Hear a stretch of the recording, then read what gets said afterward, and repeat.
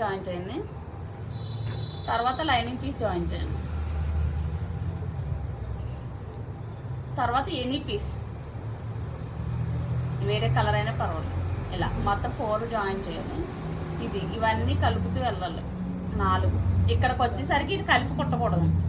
ఇది కొంచెం పైకి అనాలి. పైకని ఈ ఎడ్జ్లో కుట్టాలి. అలానే మళ్ళీ చివరి కుట్టారనుకో ఊడిపోద్ది కుట్టు. ఇక్కడ కుట్టాలి. ఇది ఉంది కదా ఇక్కడ, అదేది చాప్ పీస్ ఇవ్వండి.